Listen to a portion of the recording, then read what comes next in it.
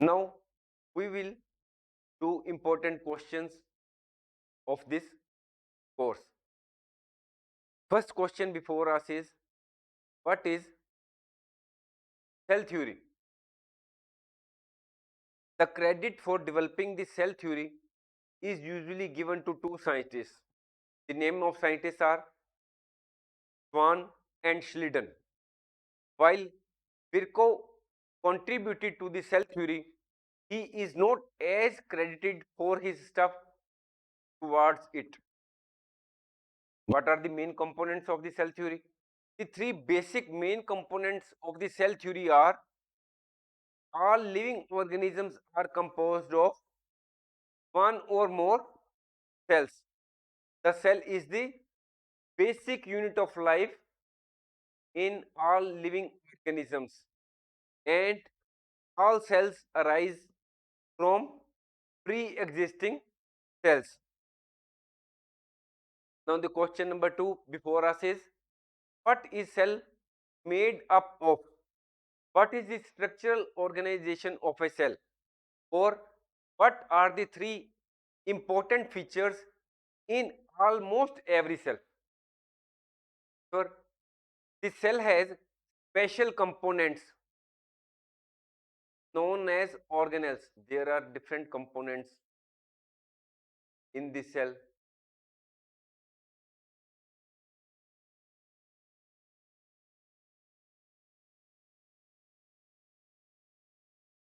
If we study a cell under a microscope, we would come across three features in almost every cell.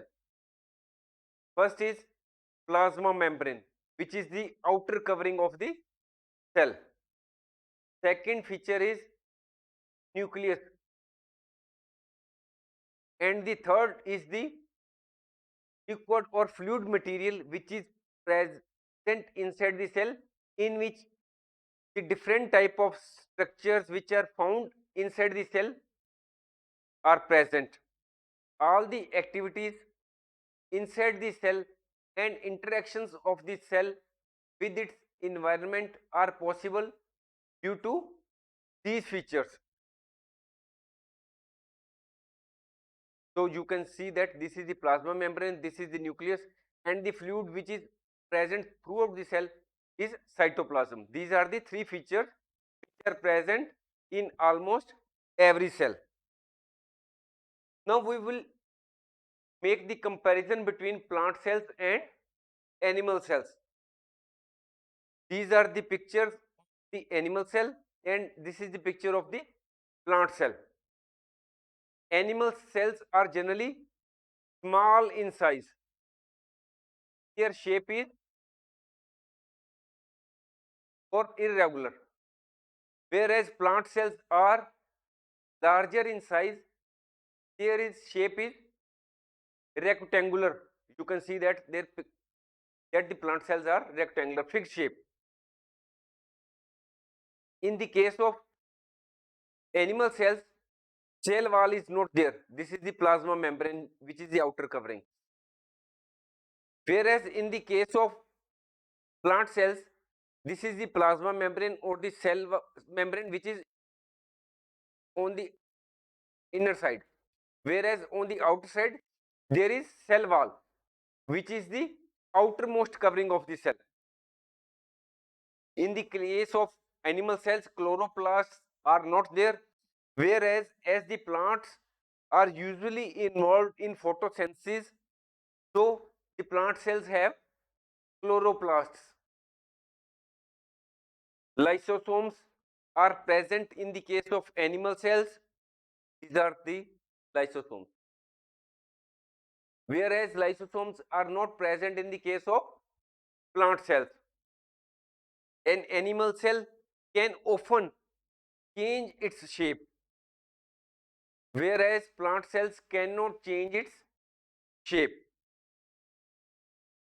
In the case of animal cells, no or small vacuoles are present, whereas in the case of cells, a mature plant cell contains a large central vacuole. This is the vacuole, large central vacuole. Now we will find out the difference between prokaryotic and eukaryotic cells. In the case of prokaryotic cells, the size is generally small, whereas eukaryotic cells are generally large in size. Prokaryotic cells are mostly unicellular, that is single-celled organisms, whereas eukaryotic cells are unicellular as well as multicellular. Eukaryotic cells are a primitive type of cell, whereas eukaryotic cells are an advanced cell evolved from prokaryotic cell. In the case of prokaryotic cells, nuclear region is poorly defined due to the absence of nuclear membrane and known as nucleoid.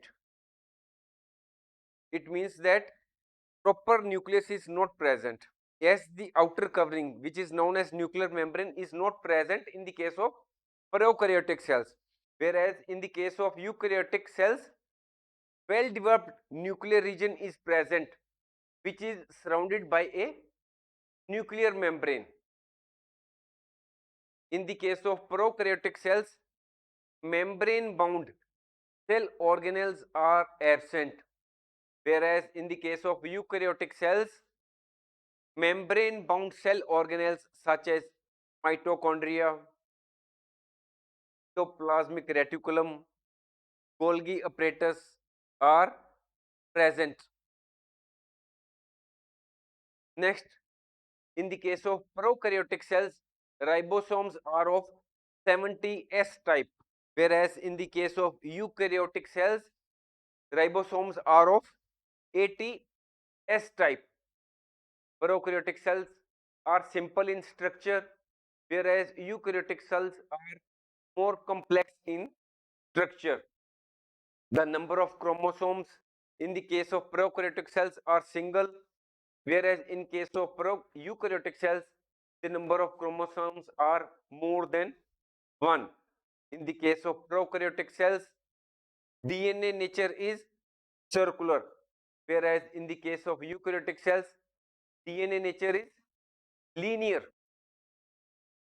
Prokaryotic cells are found in the case of bacteria, blue-green algae, mycoplasma, whereas eukaryotic cells are found in the case of plants, animals, and fungi. This point is also to be noted. On the basis of nucleus, cells are of two types: prokaryotic cells and eukaryotic cells. You can see here that this is the nucleate. Well-developed nuclear region is not present, whereas in the case of eukaryotes, well-developed nucleus is present. This is the nucleus. Membrane-bound nucleus. This is the. Now, what would happen to the life cycle of a cell if there was no Golgi apparatus? This is the Golgi apparatus. Golgi apparatus is also known as Golgi complex, Golgi body, or simply the Golgi. What is the function of the Golgi body? Golgi apparatus performs the function of modification, packaging, transport of proteins and lipids, which are sent to different parts of the cell and or outside the cell. If the Golgi apparatus is not there, then the packaging and transport of material to different parts in the cell or outside the cell will not happen. Other cells and the organs in the body would not function properly without the products that Golgi body normally sends, because the Golgi body is involved in sending different types of materials to different parts of the cell or outside the body. If transportation does not take place, so the other cells and the organs in the body would not be able to perform their functions properly. If the Golgi body does not send them the products, if the Golgi body is not there, then naturally it will not send the products which it used to send. Now, what would happen if the plasma membrane breaks down or ruptures? This is the plasma membrane. This is the covering which the cell has in the case of animal cell. Plant cells also do have plasma membrane, but the plant cells also have an outer covering outside the plasma membrane, which is known as cell wall, but the cell wall is not present in the case of animal cells. So now we come to the main question. What happens if the plasma membrane ruptures, breaks down? Plasma membrane is also known as cell membrane or cytoplasmic membrane. Cytoplasm is present inside the plasma membrane. So the name of the outer covering is also given after that, cytoplasmic membrane. Plasma membrane surrounds the cytoplasm of the cell. Cytoplasm is present inside the whole of the cell, in which all these structures or the organelles are present. Plasma membrane separates the contents of the cell from the material outside the cell. This is the covering which keeps the outer material separate from the inside. If the plasma membrane ruptures or breaks down, there will be free movement. Suppose it breaks down, then there will be free movement of various substances in and out of the cell. Because it is broken, the many substances will come inside the cell and many substances will move out of the cell. The contents of the cell, that is these organelles which are present, vacuoles, mitochondria, nucleus, Golgi apparatus, all will leak out of the cell, and the cell will not be able to perform its basic functions.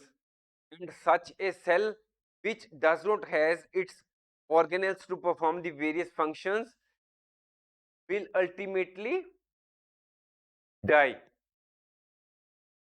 Now, next question. Which organelle is known as the powerhouse of the cell? Answer is mitochondria are known as the powerhouse of the cell.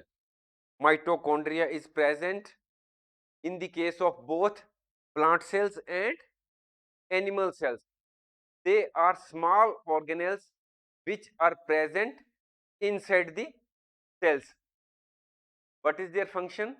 They are involved in releasing energy from food.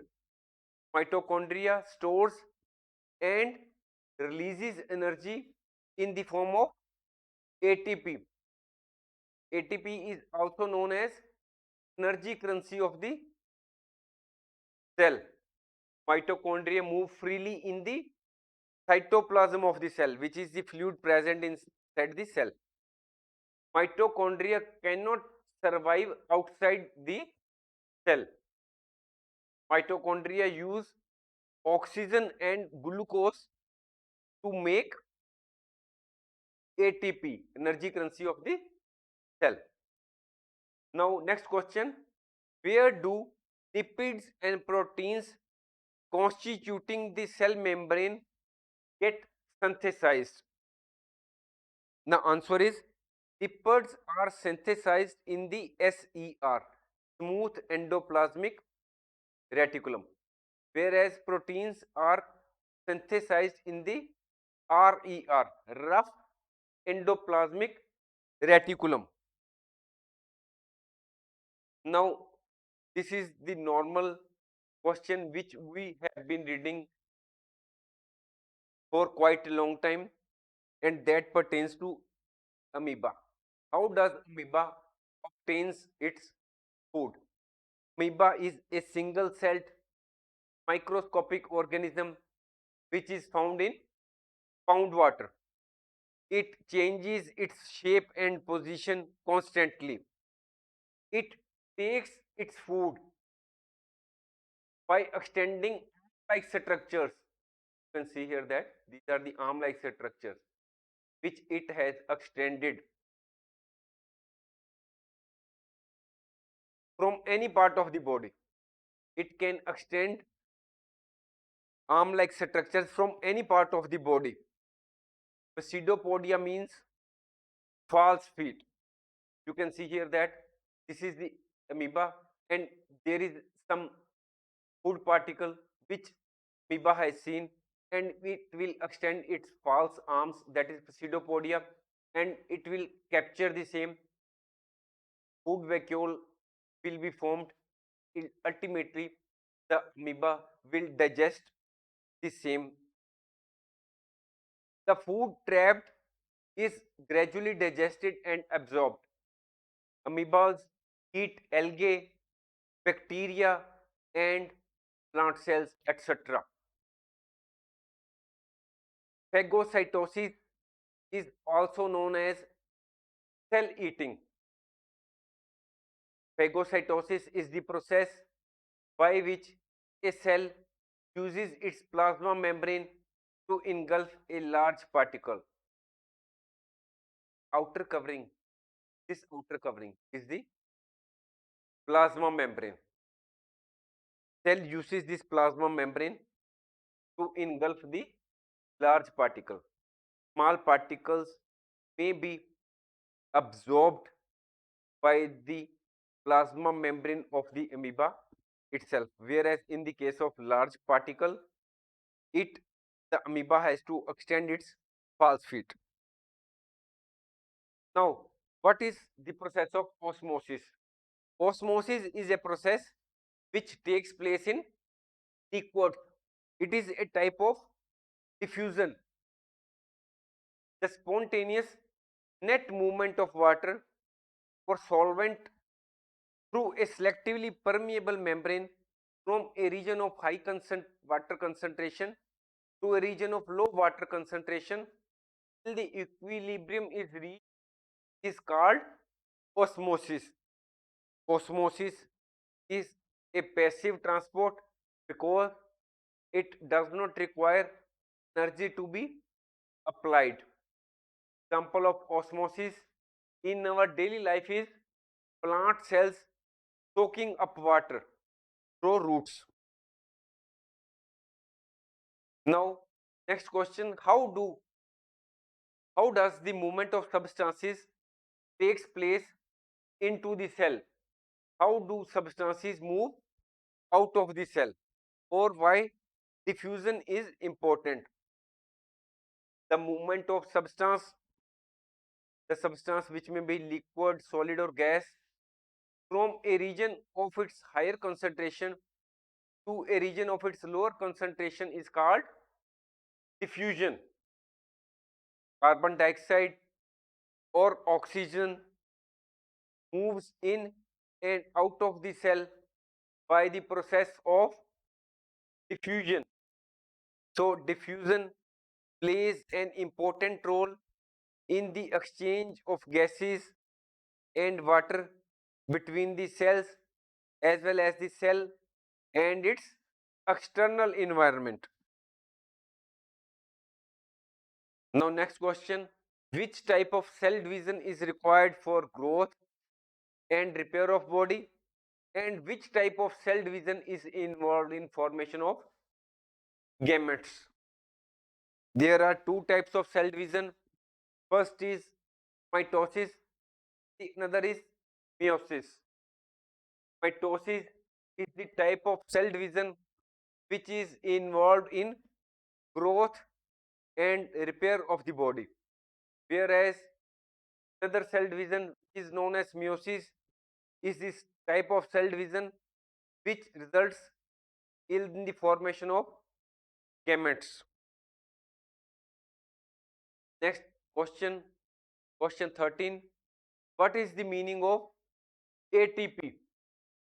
ATP stands for adenosine triphosphate. It is a molecule which is found in the cells of living organisms. ATP is also known as the currency of the cell.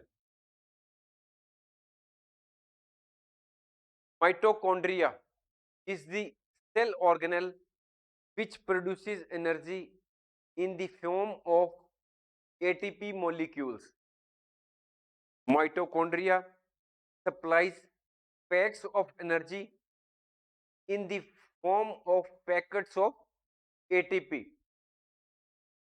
Whenever energy is required, the cell breaks down the ATP packet, which is a chemical reaction. In this reaction, energy is released. So the body of the organism uses this energy stored in the ATP for making new chemical compounds as well as for mechanical work. Thanks for watching. If you like our course, please spare some time to give a star rating to our course.